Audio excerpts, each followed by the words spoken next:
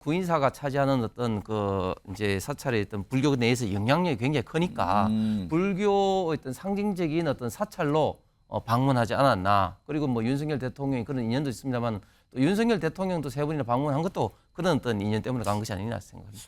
거기가 어떻게 보면 핵심 지지층의 본산이 힘을 줄 수 있는 그런 것을 이제 느꼈기 때문에 갈 수가 있는 것이죠. 자신이 보면 이제 정치적 동물이라고 하는 것은 정치적 이해관계를 생각하는 거기 때문에 저 천태종의 봉축법회를 통해서 자신의 어떤 정치 입지를 구축하는데 상당히 도움이 될 수 있다라고 봤고 또 하나는 아마 윤석열 대통령의 그 한 라인이 형성이 됐기 때문에 갈 가능성이 큰데.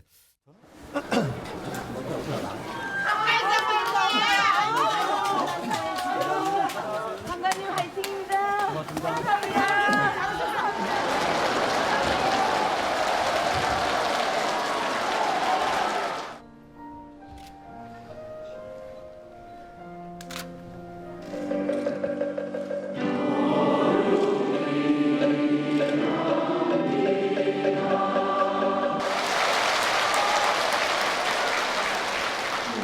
많은 국민들이 아시게 될 기회였으면 좋겠습니다. 천태종단의 무궁한 발전을 축원하며 오늘 함께 하신 모든 분들께 부처님의 지혜와 광명이 함께하기를 기원합니다. 고맙습니다.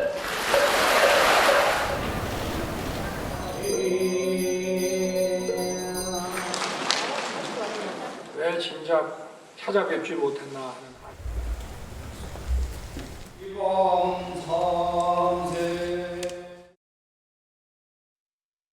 자, 앞서서 과거에 윤석열 대통령이 구인사를 찾을 때 모습까지 전해드렸는데 과거에 윤석열 대통령은 대선 후보 시절에 2번 그리고 대통령 취임 후에 1번 이렇게 구인사를 찾았거든요. 근데 오늘 한동훈 비대위원장이 찾은 건데 그런데 여기서요 뭔가 취재하는 기자들의 귀를 잡는 얘기 그런 대화가 좀 오갔어요. 그 내용도 들어보겠습니다. 출범한 지가 얼마 안 돼서 다 다른 일정 다 바꾸고 내가 왔습니다.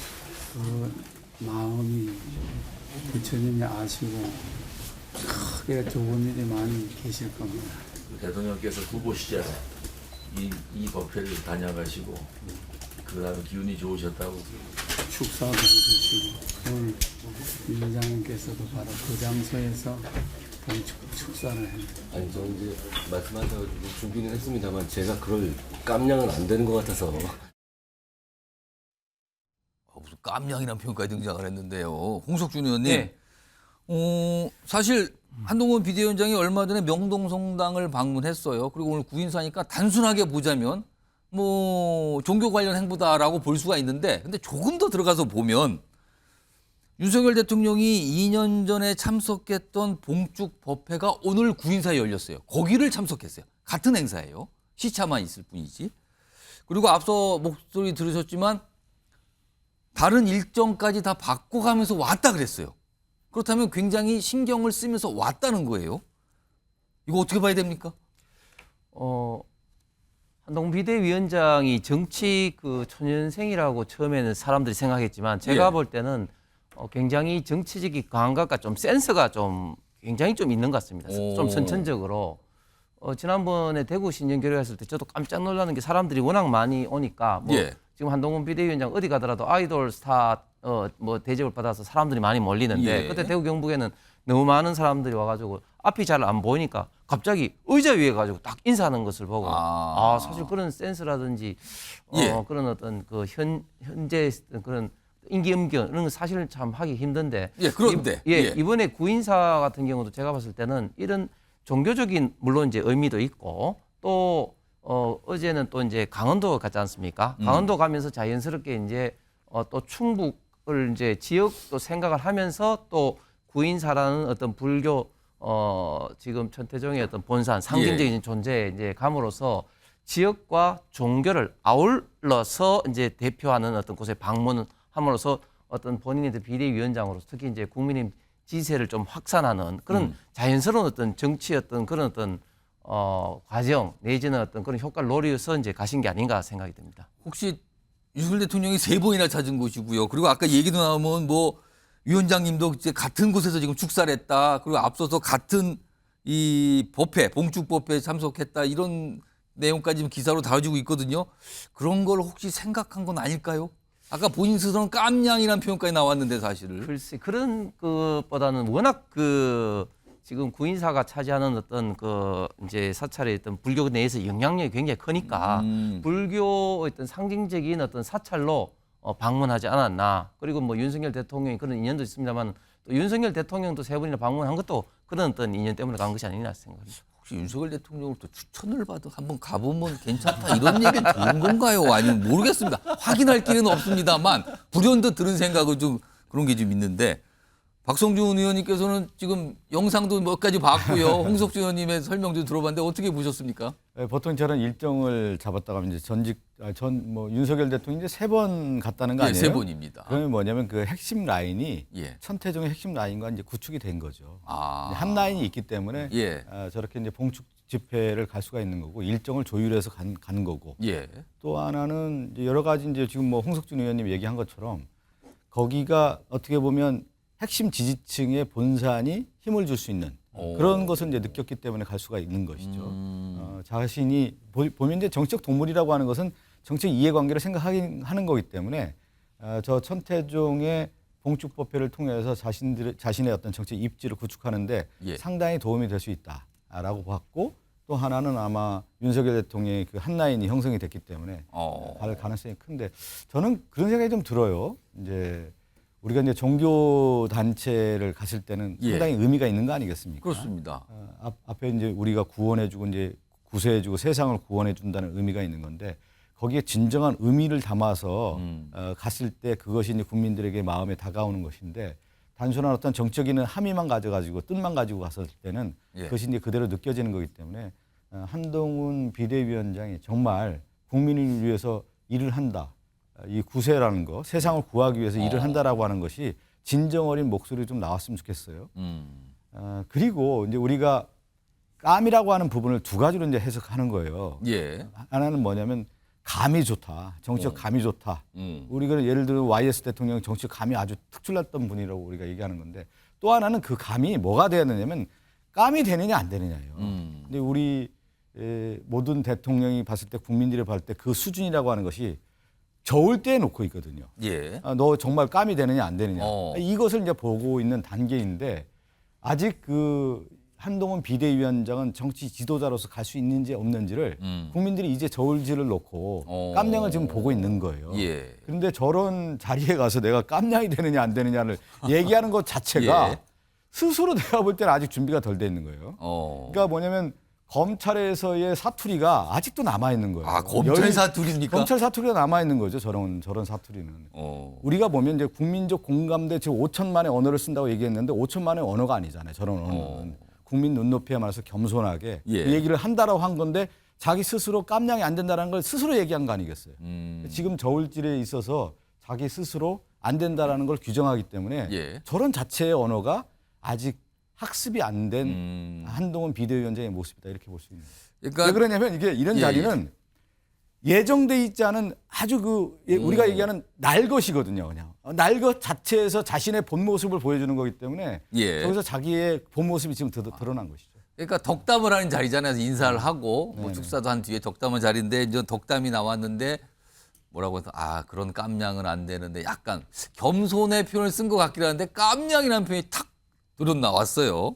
그걸 지금 박성준 의원님은 검찰 사투리다 지금 이렇게 지금 표현을 해주셨는데 아무튼 오늘 모습은 이렇습니다. 종교 관련 행보 뭔가 호소를 하고 국민께 저도 이렇게 행보합니다 이런 걸 좀 보여주는 행보잖아요 사실은요.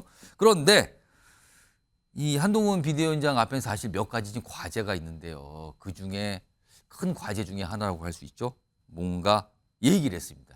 뭔가 이 관련 과제에 대해서 얘기하신 분이 있는데요. 그 목소리 좀 들어보겠습니다. 이거 국민의힘 내부에서 말씀을 못 하실 때 모두 또 알고 있더라고요. 김건희 여사에 대한 부정적인 여론 아니겠습니까? 심지어는 이제 디올백이라고 하는 금품수 사건. 저도 사실은 개인적으로 되게 큰 충격을 받았거든요. 네. 특별감찰관 제2부속실 당장 해야 될 거고. 네, 감사합니다. 네, 감사합니다. 위원장님 리스크 관련해서. 감사합니다. 여기서 그러니까 근데 위원장님 아무래도 현안이라서 그런데. 죄송합니다. 감사합니다. 자, 차정 교수님. 아무래도 이제 질문을 받고 답을 못 한다는 거는 그만큼 어렵다라는 뜻일 수도 있어요. 정치인에게는요. 근데 물론 이제 사찰이니까 뭐 이런 질문에 답하기 적합하지 않다는 의미도 있을 것 같은데 사실 한동훈 비대위원장 앞에 큰 과제 아닙니까? 그렇죠. 사실 한동훈 비대위원장이 비대위원장 되기 전부터 많은 사람들이 생각했을 때 한동훈 비대위원장한테 주어진 킬러 문항이 한 3개쯤 있다고 그랬잖아요. 첫 번째 킬러 문항이 아마 윤심, 그러니까 대통령과의 관계를 어떻게 설정할 것이냐 부분이었거든요. 사실 지금 한동훈 비대위 체제가 들어선 이유 중에 하나가 국민의힘이 용산 출장소로 전락했다는 정도로 사실 지금 그 여당으로서의 정치적 자율성을 전혀 발휘하지 못하고 대통령의 신기경호나 대통령 눈치만 본다. 그런 부분들이 위기를 자초한 것이 아닐까. 그렇다고 한다면 한동훈 당시 법무부 장관이 비대위를 맡게 됐을 때는 새로운 모습을 보여줘야만 한다. 예. 그래서 그렇다고 한다면 그럼 그 첫 번째 킬러 문항의 첫 번째 시험대는 뭘 거냐? 바로 김건희 특검법이 아닐까라는 것이었다는 것이죠. 그런데 예. 한동훈 비대위원장이 취임도 하기 전에 뭐 예는 없다고는 하면서 일반적인 이 전제는 깔면서도 결국은 총선용 악법이라고 이야기를 하면서 거부의 뜻을 분명히 했잖아요. 그런 예. 걸 보면서 아마 이 지금 이 국민들도 상당히 아마 좀 우려스러운 시선으로 바라보고 있는 상황인데 지금 당내에서 딴 사람도 아니고 비상대책위원이 이 이야기를 한 거예요. 예. 지금 이제 여권 내에서 나름대로 준비책으로, 그러니까 이제 대응책으로 모셔가고 있는 제2부속실 그리고 저 특별감찰관 정도로는 안 된다. 플러스 알파가 있어야 된다는 이야기를 지금 김경률 비대위원이 했는데 예. 자, 과연 이 그러면 발언의 의도는 뭘 건가? 많은 분들이 이렇게 생각하는 분들도 계시더라고요. 아니, 상당히 비판 여론이 높으니까 뭔가 지금 비대위원 한 명이 뭔가 이렇게 좀 플러스 알파가 있다는 식으로 이야기를 하면서 비난 여론을 진화하기 위한 예. 소화용 발언이라고 이야기를 하는 분들도 계신데 제가 봤을 때는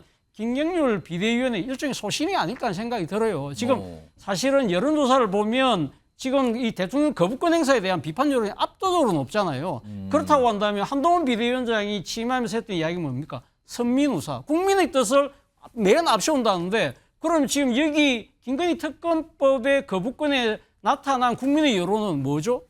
그렇게 하면 안 된다는 거잖아요. 그렇다고 한다면 이 우리 비상대책위는 뭘 해야 되느냐. 예. 그 이야기를 지금 하고 있는 것이 아닐까라는 것이죠. 그렇다고 한다면 한동훈 비대위원장이 이게 악법이라는 것이 총선용이라고 한다면 예. 그러면 총선 이후에 하자고 왜 그러면 나름대로의 대응책을 왜 제시를 못하느냐. 이 부분에 대한 답답함을 토로한 것이 아닐까 하는 생각이 듭니다. 최인정 변호사. 지금 특검법에 대해서 거부권은 행사가 됐고요. 그리고 이제 국회로 오게 되면 재의결하는 절차가 있는데 그건 아직 언제 할지 미정인 상태예요. 그럼 그 사이에 시간이 지금 지나가고 있는 겁니다. 이 사이에 한동훈 비대위원장은 어떤 결정, 어떤 행동을 할 수 있을까요? 지금 야당의 시간이죠. 야당의 시간 아닙니까? 지금 그 일단 용산으로 왔었는데 용산이 우리가 이른바 환부 거부라고 하죠. 뭐 미국 같은 경우에는 그냥 가만히 이렇게 싸고 있는 유보 거부도 가능한데 지금 우리는 그게 안 되니까 일단 환부를 했으니까 예. 그러면 그거에 대해서 민주당이 최대한 빨리 어떻게 보면 제2요구를 어떻게 보면 그 제2기를 한다든가 그런 절차를 하면 되는 것이죠. 그런데 그러지 않고 있죠. 왜냐? 가장 극적인 타이밍을 최대한 극적인 효과를 나타내서 총선에 영향을 미칠 수 있는 타이밍을 지금 재고 있는 건 아닙니까? 그 사실 자체가 이 사건의 실체적 진실을 밝히려고 하는 재사보라는 그로에 따르는 총선에 따른 효과, 제법이 더 관심을 보이고 있다는 것이 바로 그 맥락 아니겠습니까? 실제 한동훈 비대위원장은 뭐라고 합니까? 법 앞에 평등의 예외가 없다. 그렇지만 평등의 예외가 없기 때문에 그 내용의 법도 다른 사람과 김건희 여사의 동등한 대우를 해줘야 된다는 내용입니다. 그렇기 때문에 그 내용 자체의 어떤 특검 추천 그리고 또 공보에 대한 내용 그리고 범죄 수사에 대한 범위 이런 부분이 한정적이어야 되는 것이죠. 실제 어떻습니까? 최근에 안타깝게도 배우 정말 이성균 씨가 하늘나라로 갔습니다. 그때 조국 전 장관이 나와서 그랬습니다. 내가 그때 공부하지 못하도록 해놨는데 이게 뭐냐라고 했는데 이건 뭐예요? 실시간으로 다 이렇게 해서 공부해서 총선 전후로 해서 다 언론 납발수하도록 그런 법을 만들어 놓고 이제 와서는 이성균과 김건희 여사는 달리 해야 됩니까? 그런 부분을 지적을 한 건 아니겠습니까? 결국 저는 일단은 민주당의 시간입니다. 그렇지만 민주당이 이때 한동훈 비대위원장과 이 부분에 대해서 협의합시다라고 한다고 하면은 말씀을 했지 않습니까? 원칙적으로 법적 예외가 없다라고 했기 때문에 예. 제가 봤을 때는 한동훈 장관이 결정적인 다른 선택할 가능성은 아직 남아 있다고 봅니다. 그 그렇지도 선택이 않아놓고 그 선택은 뭐라고 보세요? 그런 부분에 있어서는 지금 여당 내에서 뭐 조심스럽긴 합니다만 예. 총선 이후에 어떤 그 특검이라든가 이런 부분에 대한 총선 논의 뒤 여지 특검. 이런 뭐 논의할지는 모르겠습니다. 그렇지만 그런 부분에 대한 제안도 저는 전향적으로 나올 가능성도 저는 여전히 그럴 가능성을 배제하지 못한다고 봅니다. 일단 오늘 모습을 보면은 질문을 받고 답을 안 했잖아요. 근데 이게 국회에서도 약간 이런 비슷한 모습이 있었거든요. 그만큼 뭔가 고민을 하고 있다, 고민을 던지는 과제다, 뭐 이렇게 볼 수 있는데 그런데요.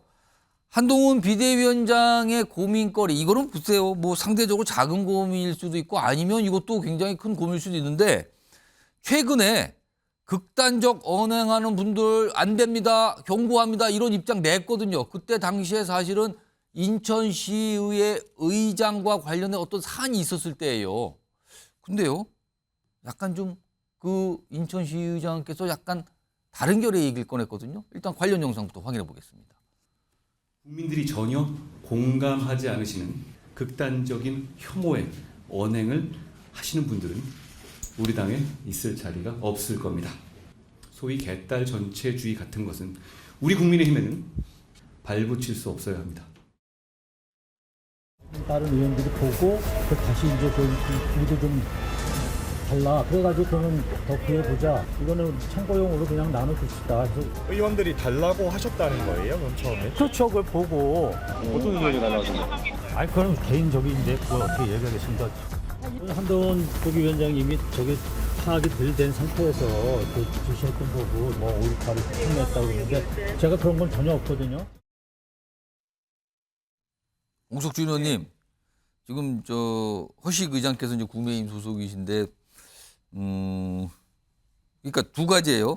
의원들이 달라고 해서 그 논란이 됐던 그 신문을 배포한 거다. 그리고 한동훈 비대위원장이 잘 모르고 뭔가 조치를 했다 이런 취지 얘기했거든요. 그럼 한동훈 위원장은 어떻게 되는 겁니까? 그 지금 오늘 이제 허식 인천시의회 의장이 이제 탈당을 했다고 이제 언론을 탈당했습니까? 봤습니다. 예, 언론을 봤습니다만은 일단 허식 의장, 의장께서 좀 잘못 알고 있는 부분이 한동훈 비대위원장은 며칠 전에 광주에 가서 이제 그 5.18을 헌법 전문회까지 올리겠다. 그렇습니다. 그거에 대해서 적극적인 어떤 움직임을 보였거든요. 그렇습니다. 그런 어떤 의미를 좀 강하게 좀 이야기를 좀 하셨죠. 그래서 한동훈 비대위원장이 뭐 잘 모르고 있다 뭐 그런 표현은 분명히 좀 틀리는 것이고 사실 그 5.18을 민주화 운동으로 이제 규정을 하고 특별법을 만든 때가 93년도 YS 대통령 때 만들었습니다. 그렇기 때문에 저희 당에서는 5.18 대해서 이제 명확하게 우리 대한민국의 어떤 민주화 역사에서 가장 중요한 분기점을 마련하는 어떤 그런 어떤 운동이다, 사건이다 이렇게 이제 규정을 짓고 있는 그런 어떤 상황이기 때문에 저런 이제 은행은 조금 분명히 이제 맞지 않다. 물론 이제 그 이제 5.18 유공자를 뭐 공개하라 하는데 이제 공개하는 뭐 그런 것도 좀 뭐 이슈는 있습니다만 그럼에도 불구하고 그런 문제 때문에 저런 은행을 하는 것은 지금 당내에서 특히 이제 한동훈 비대위원장에서 국민의 눈높이와 맞지 않는 저런 어떤 은행에 대해서는 강하게 징계 내지는 제재를 이제 하기 때문에 곧 이제 뭐 징계 절차 들어갈 것 같은데 탈당을 했기 때문에 탈당했으니까 어떤 조치가 가능합니까? 그럼 탈당을 해버리면 일단 당내에 있던 징계는 뭐 할 수는 없는 뭐 그런 어떤 상황이 지금 돼버린 상황입니다. 박성준 의원님은 어떻게 보셨어요? 저는 참 한동훈 비대위원장이 어떻게 여기까지 왔어요. 극단의 언어, 혐오의 언어를 가지고 여기까지 온 거 아니겠습니까? 그리고 5.18 민주화 운동에 대한 얘기를 하지만 윤석열 대통령도 대통령 후보 당시에 5.18 민주화 운동에 대한 역사적 가치를 얘기하다가 지금 어느 날 보니까 이념의 정치를 한 거 아니에요.